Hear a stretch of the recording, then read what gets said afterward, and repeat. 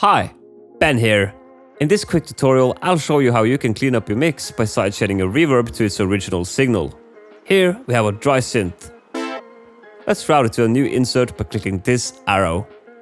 Here we will add a reverb and set the dry level to 0. This way we only have reverb on this track. All the dry signal is in the original insert. We have successfully separated the dry and wet signal from each other. To sidechain this reverb, we will add a through delimiter. Let's go to the compressor tab and choose our instrument as our sidechain input.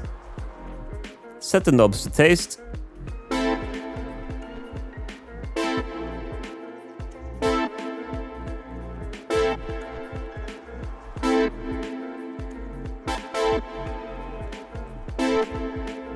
And there you go! When our synth is playing, the reverb is ducking away, making it sound cleaner and more sophisticated. Having a reverb on a separate insert comes with other benefits as well. You can, for example, add an EQ and remove unwanted frequencies only from the reverb without affecting the original signal.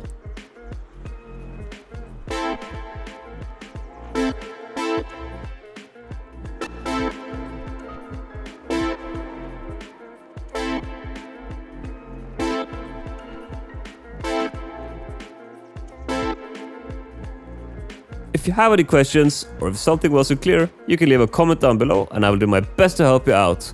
Like and subscribe for more FL Studio tutorials, and don't forget to click the bell button and turn on the notifications.